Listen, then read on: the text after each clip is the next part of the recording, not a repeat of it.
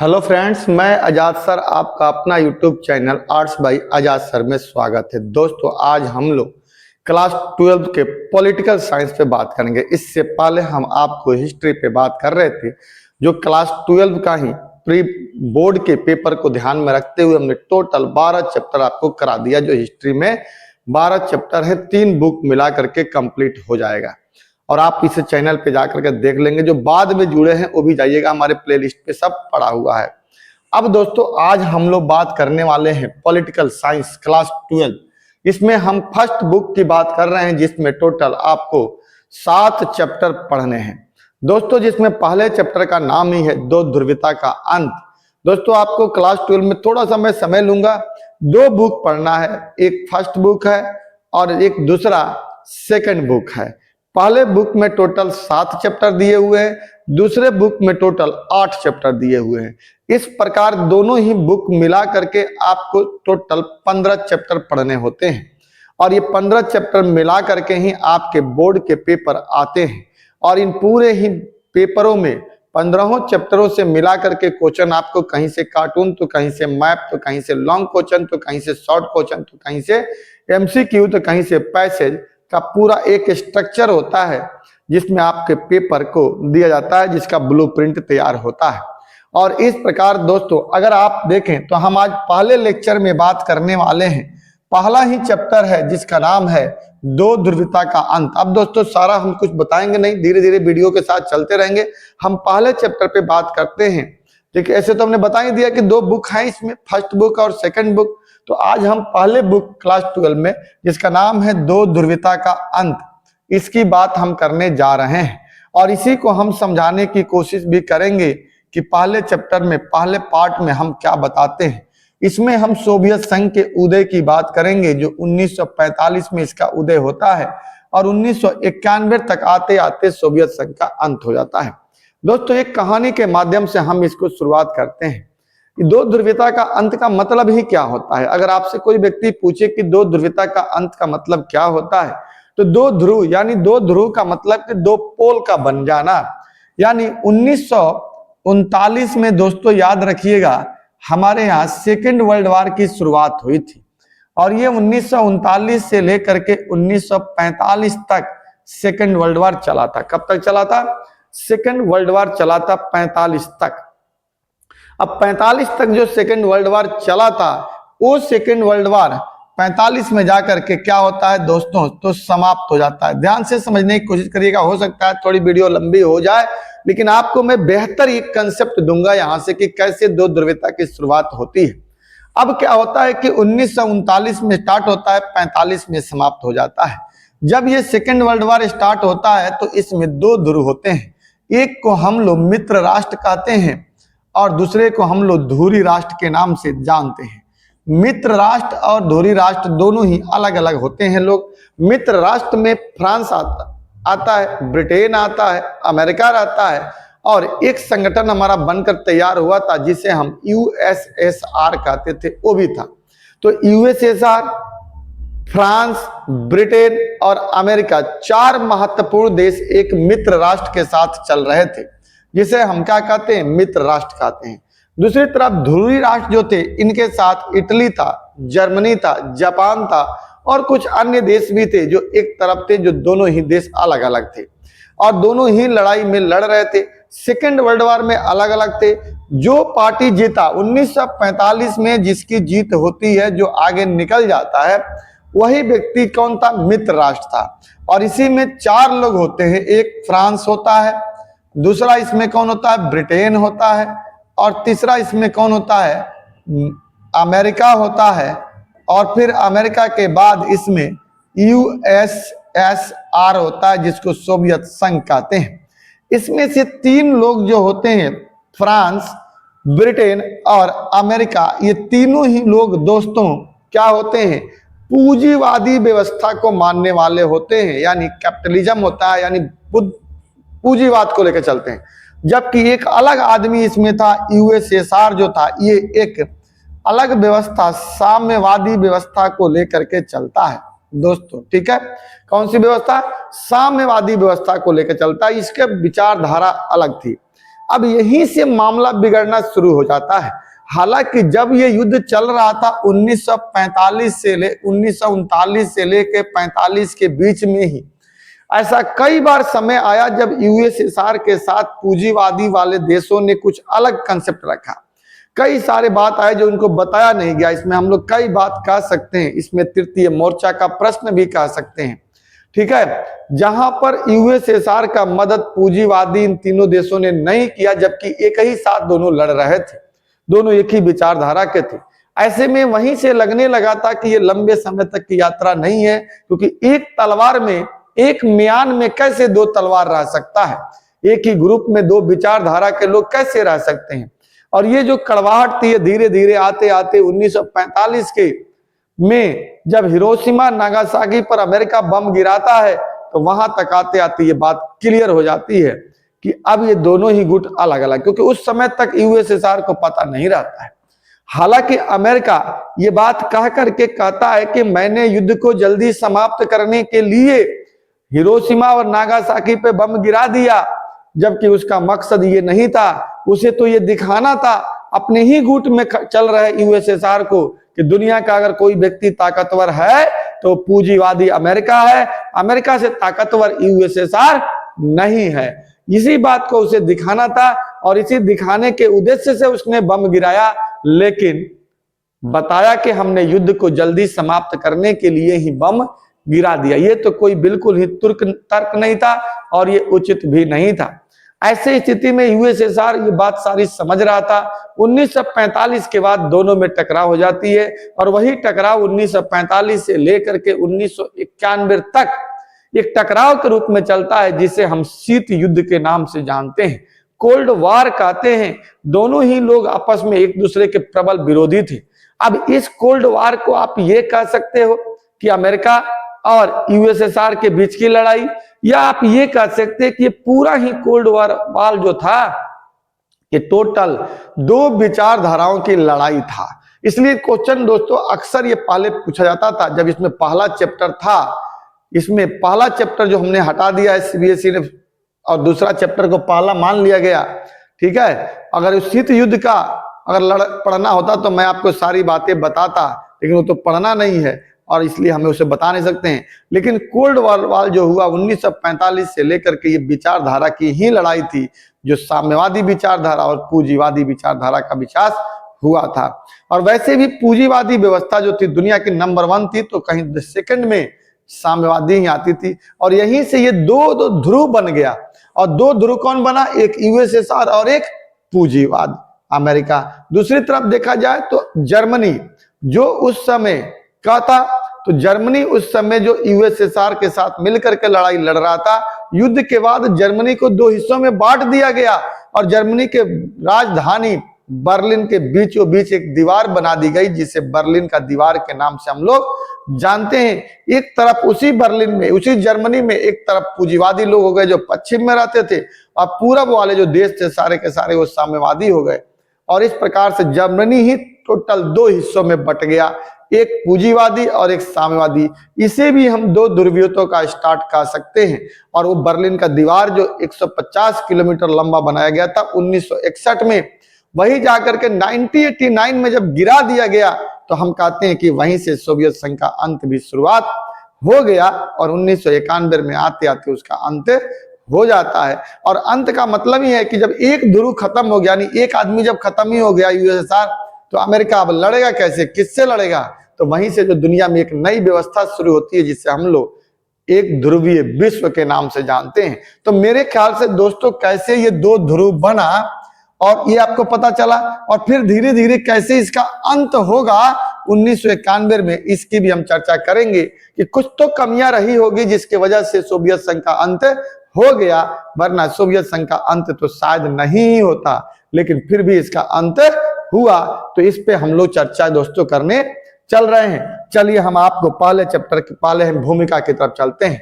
कह रहा है कि शीत युद्ध के दौरान ही जर्मनी के शहर बर्लिन, जो मैंने दोस्तों अभी अभी आपको बताया कि बर्लिन के दीवार को ही हम लोग दो ध्रुवीयता की मान लेते हैं, और वही दो ध्रुव कौन बने? एक अमेरिका बना, तो एक हमारा साम्यवादी विचारधारा का कौन बना? यूएसएसआर बना, जिस यूएसएसआर की उत्पत्ति 1917 में रूस की क्रांति के बाद हुई थी, जिसमें टोटल 15 सदस्य देश थे। उन्हीं 15 देशों को मिला करके एक संगठन बनाया गया था, जिस संगठन को हम लोग सोवियत संघ या यूएसएसआर के नाम से जानते हैं। तो यूएसएसआर एक ध्रुव बन गया और दूसरा अमेरिका था, और वो जर्मनी से ही स्टार्ट हुआ था। बर्लिन में 1961 में एक दीवार बनाया गया जो शीत युद्ध का प्रतीक माना जाता है। दोस्तों यहीं से क्वेश्चन आपका पूछा गया है एक बार कि शीत युद्ध का प्रतीक किसे माना जाता है? तो शीत युद्ध का प्रतीक बर्लिन के दीवार को माना जाता है। इस दीवार के बनाने के बाद जर्मनी दो हिस्सों में बट गया, अर्थात एक पूर्वी जर्मनी जो किसको मानता था? पूर्वी जर्मनी साम्यवादी व्यवस्था को मानता था, और एक दूसरा पश्चिमी जर्मनी जो पूंजीवादी व्यवस्था को मानता था। लेकिन 9 नवंबर 1989 को पूर्वी जर्मनी की जनता ने इसे गिरा दिया, जिसका परिणाम यह हुआ कि दूसरी दुनिया यानी जो यूएसएसआर था उसका शीत युद्ध का अंत हो गया। यानी अब जब गिरा दिया, ये लंबा सफर चला और इस सफर में कुछ तो कमियां जरूर हुई होगी, वरना 1945 तक आते आते जर्मनी जो यूएसएसआर जो था दुनिया की दूसरी लार्जेस्ट अर्थव्यवस्था बन चुकी थी। लेकिन क्या हुआ? ऐसी कौन सी दिक्कतें आ गई, कौन सी कमियां हुई कि 1970 के दशक में आते आते यूएसएसआर लड़खड़ाने लगा, और 80 के दशक तक आते आते उसके पतन के रास्ते क्लियर हो गए, और 89 तक आते आते उसका पतन हो गया। हालांकि इस पतन को रोकने का मिखाइल गोर्बाचोव ने निश्चित तौर पर प्रयास किया, लेकिन सफलता उनको नहीं मिलती है, और 89 के बाद इसके पतन के जो दरवाजे खुल जाते हैं, बर्लिन के दीवार को गिरा दिया जाता है, और पूर्वी जर्मनी वाले लोग पश्चिमी जर्मनी के साथ मिल जाते हैं, और वहीं से इसका पतन का रास्ता क्लियर होगा। तो इसके आगे हम लोग ये भी पढ़ेंगे कि इसका उदय कैसे हुआ और फिर इसका पतन आगे चल करके कैसे होगा, ये भी चर्चा हम लोग करेंगे दोस्तों। तो शीत युद्ध का अंत हो गया, जिसके बाद जर्मनी एकीकरण हो गया। तो जर्मनी का एकीकरण कब हुआ? तो 1989 में 9 नवंबर 1989 को जर्मनी का एकीकरण हो गया। इस प्रकार दोस्तों, जिसके बाद जर्मनी पूर्वी भाग और अन्य पूर्वी यूरोप के लगभग 8 देशों ने अपने यहां से एक एक करके साम्यवादी शासन व्यवस्था को समाप्त कर दिया। इस प्रकार 1991 तक आते आते सोवियत संघ का अंत हो गया।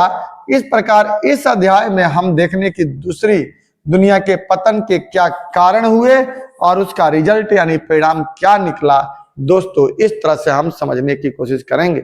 यही हमारा वो जर्मनी था जिसके बीचों बीच यहाँ पर बर्लिन का दीवार बनाया गया, और ये था हमारा बर्लिन का दीवार जो लगभग 150 किलोमीटर लंबा था, जो 1961 में बनाया गया था, और यह 1989 में इसका ध्वस्त कर दिया गया। इधर जो पूरब की तरफ लोग थे वो कहते पूर्वी जर्मनी कहलाए, जो पूर्वी जर्मनी वाले साम्यवादी व्यवस्था को लेकर के चल रहे थे, साम्यवादी व्यवस्था को लेकर के चल रहे थे। ये दूसरी दुनिया के लोग थे, जिसे हम दूसरी दुनिया का नाम भी देते हैं। इधर वाले जो थे वो अमेरिका के नेतृत्व में थे, और ये अमेरिका का नेतृत्व जो चल रहा था, ये अमेरिका का नेतृत्व जो था, ये पूंजीवादी व्यवस्था को मानने वाले थे। पूंजीवादी व्यवस्था जिसे हम क्या कहा गया, पश्चिमी जर्मनी का नाम दिया गया, और ये दुनिया के नंबर 1 यानी प्रथम अर्थव्यवस्था थी। कौन सी थी? प्रथम अर्थव्यवस्था को लेकर के चलता था, यानी दूसरी दुनिया नहीं कहेंगे हम लोग, पहली दुनिया कह सकते हैं कि ये पहली दुनिया का इंडिकेटर था, यानी पहली दुनिया इसे हम कहते थे। अमेरिका पूंजीवादी देश प्रथम और दूसरा साम्यवादी देश दूसरी दुनिया में चल रहे थे। और यही जब हमने 1989 में बर्लिन के दीवार को गिरा दिया तो फिर जर्मनी दोनों एकीकरण में आ गया। इन दोनों का बनना ही ये प्रथम ध्रुव और ये द्वितीय ध्रुव के रूप में हम लोग याद करते हैं। दोस्तों अगर आप इस चित्र को बना करके आप एग्जाम हॉल में प्रस्तुत करते हैं तो निश्चित तौर पे आपको अच्छे नंबर मिलने की संभावनाएं बनी रहती है। आगे चलते हैं दोस्तों। अब इसमें सबसे पहले ही हमें देखना है कि सोवियत संघ का उदय कैसे होता है, कैसे सोवियत संघ धीरे धीरे आगे बढ़ता है। कहते हैं कि सोवियत संघ का उदय 1917 में रूस की क्रांति होती है। रूस में जार निकोलस द्वितीय जो पहले का राजा चला आ रहा था, उसके अत्याचार के खिलाफ वहां पे एक व्यक्ति था जो साम्यवादी विचारधारा से प्रभावित था, लेनिन, उसने ही उसके खिलाफ आवाज उठाई और वो आवाज धीरे धीरे धीरे धीरे एक क्रांति के रूप में बदल गया। और फिर क्रांति जब हुई तो जार निकोलस द्वितीय को गद्दी से उतार दिया गया और वहां पर लेनिन प्रथम वहां का राष्ट्रपति बनता है और वही एक विचारधारा नया लेकर के आता है जिसको साम्यवादी कहते हैं। और फिर उस साम्यवादी व्यवस्था के तहत रसिया अपना आगे बढ़ता है और धीरे धीरे उसके साथ लोग जुड़ते जाते हैं, जहां पर एक संगठन बन जाता है जिसे हम यूएसएसआर यानी सोवियत संघ के नाम से जानते हैं। तो देखिए, क्रांति होती है, इसी को हम लोग बोल्शेविक क्रांति या समाजवादी क्रांति के नाम से भी जानते हैं, जिसे यूएसएसआर यानी union of Soviet socialist Republic कहा गया। यानी किसको कहा गया? तो इस सोवियत संघ का नाम अंग्रेजी में रखा गया। इसमें कुल 15 देश, याद रखना दोस्तों, ये एमसीक्यू में पूछा था, कितना?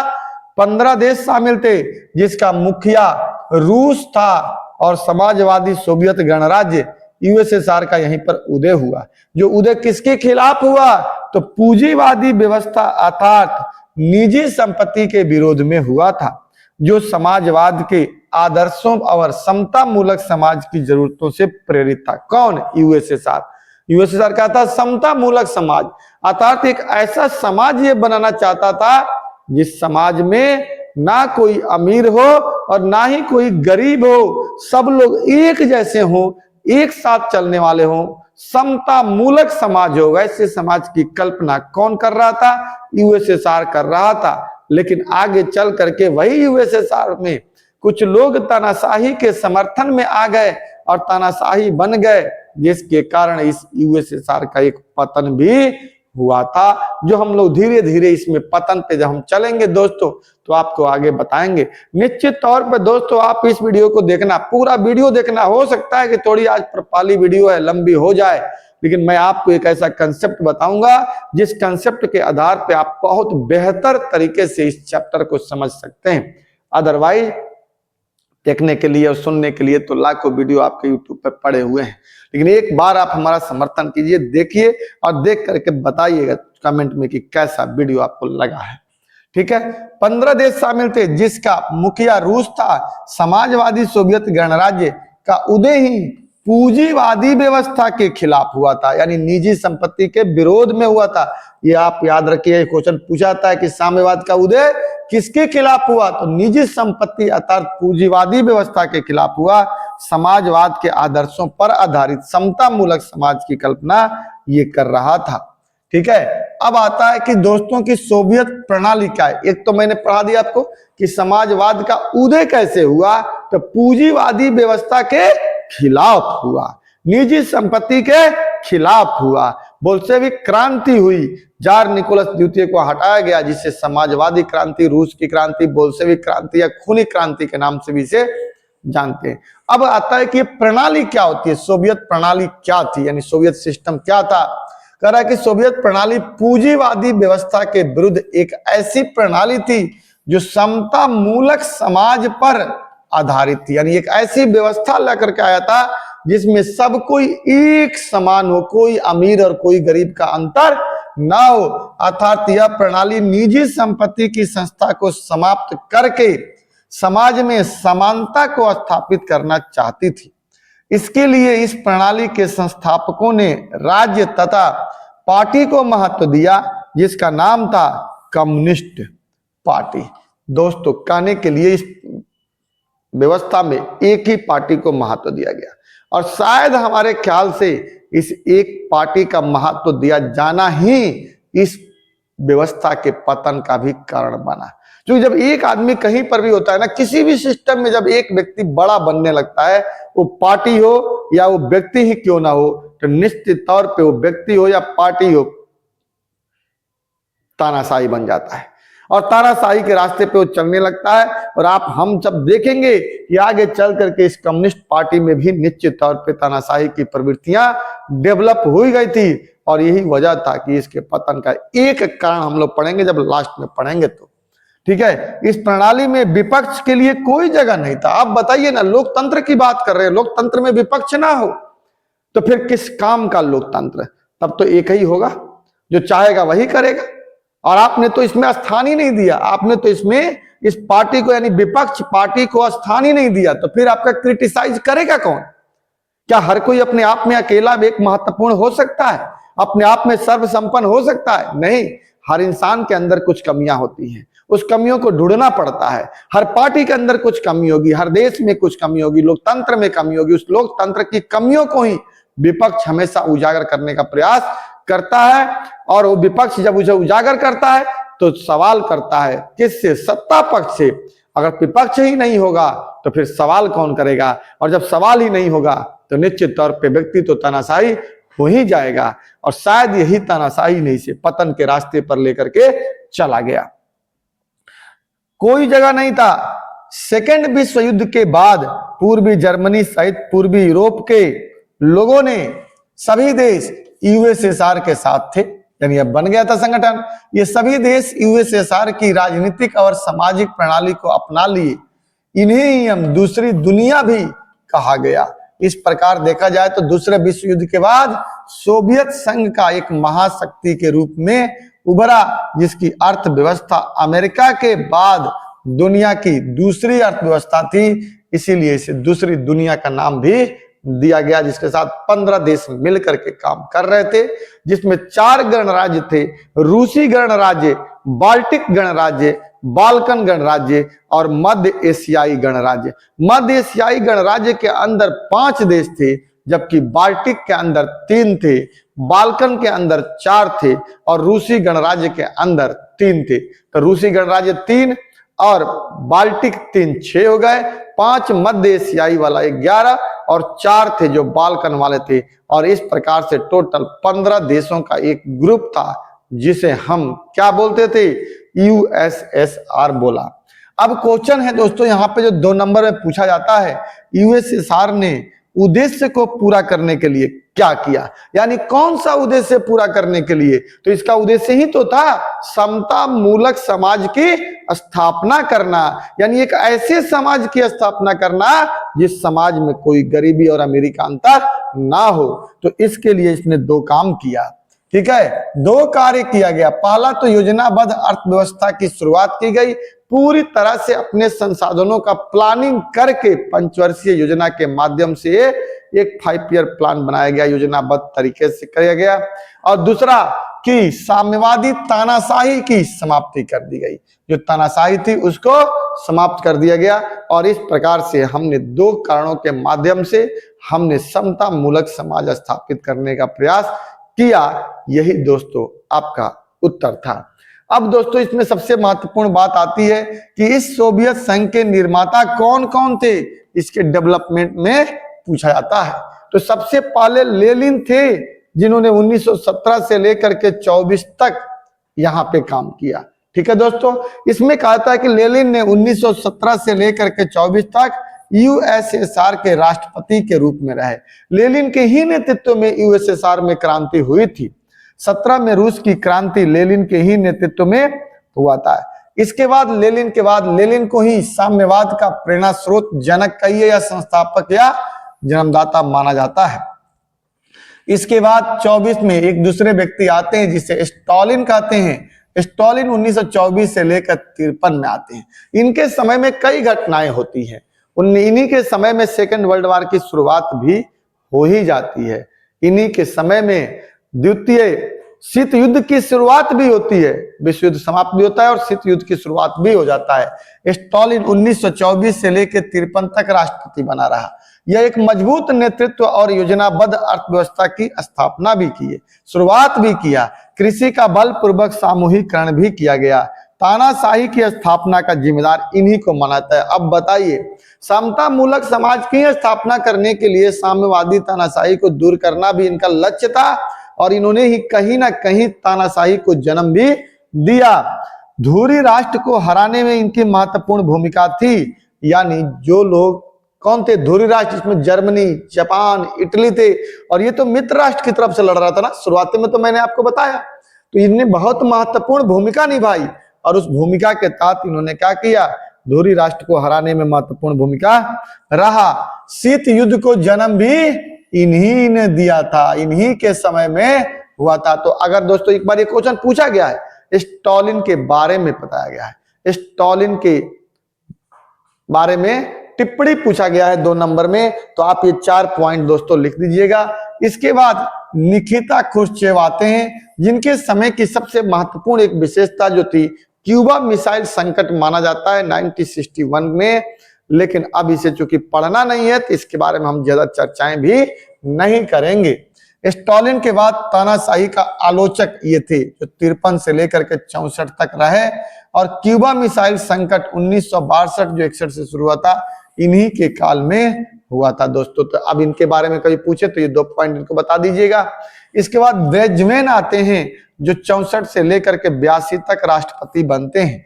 अफगानिस्तान में यूएसएसआर का हस्तक्षेप इन्हीं के समय में हुआ था, जो 1979 में हस्तक्षेप हुआ था अफगान, जिसको हम लोग क्या कहते हैं, अफगान संकट कहते हैं। और कहीं ना कहीं ये 1979 में अफगान संकट यूएसएसआर के पतन का एक बहुत बड़ा ही कारण था, क्योंकि बहुत धन की लॉस हुआ था यहाँ पर।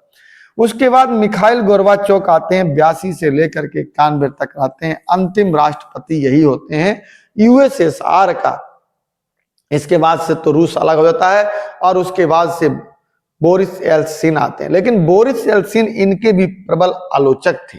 इन्हीं के समय में पतन होता है और लोग इन्हीं को जिम्मेदार मानते हैं। लेकिन मिखाइल गोर्बाचोव ने सुधार करने की नीति अपनाई, कोशिश तो जरूर किया था कि डूबती हुई नैया को हम कैसे बचा लें, हालांकि वो प्रयास भी किसी ना किसी रूप में सफल रहा। इसीलिए एक बार क्वेश्चन पूछा गया है कि ये तो अच्छा रोगों का निदान तो कर रहे थे, लेकिन वो हो नहीं पाया।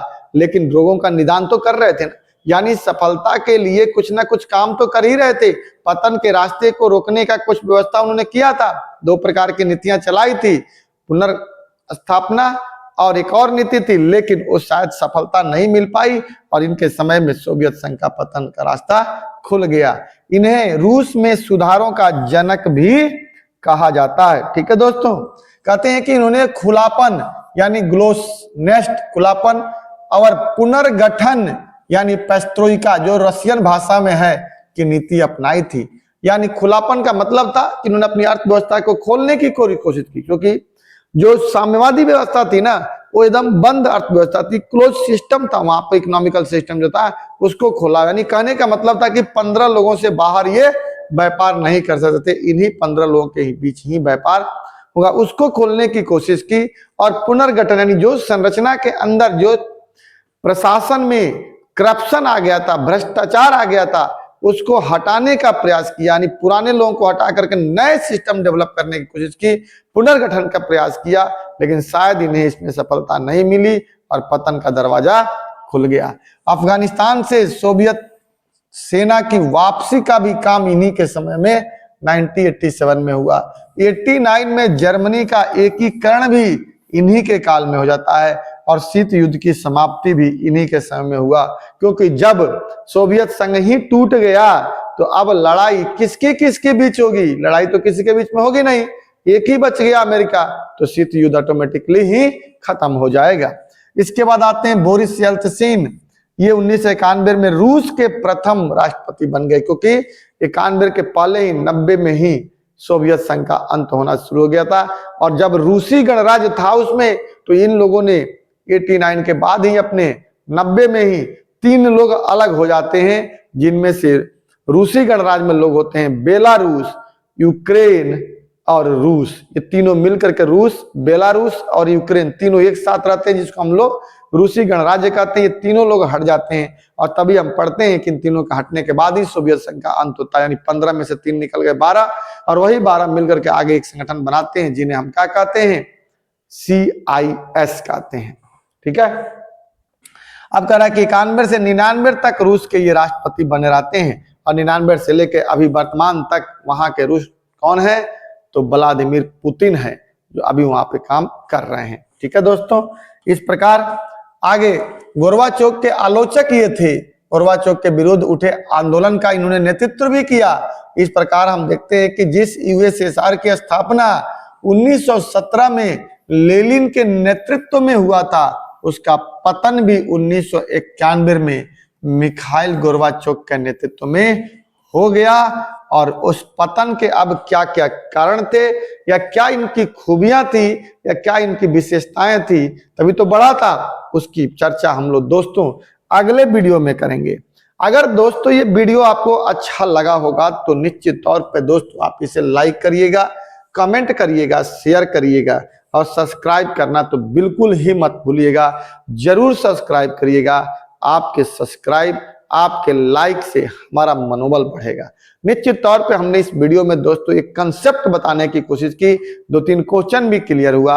आगे हम वीडियो में चर्चा करेंगे कि आखिर ये यूएसएसआर इतनी तेजी से जो आगे निकला, उस तेजी के पीछे कारण क्या था, कितनी तेजी से निकला और दुनिया की दूसरी अर्थव्यवस्था अगर बन गया तो ऐसा क्या था, क्या इसकी विशेषताएं थी जो इसको आगे लेकर जाने में सक्षम हो रही थी। इसकी चर्चा दोस्तों हम लोग अगले वीडियो में करेंगे। अभी तो हमने इसको समझने की कोशिश की कंसेप्चुअल स्तर पे यूएसएसआर क्या था, यूएसएसआर का उदय कैसे हुआ, सोवियत प्रणाली क्या होती है, सोवियत प्रणाली का विकास कैसे हुआ, ठीक है, ये सब हम बातें किए दोस्तों। जय हिंद, जय भारत।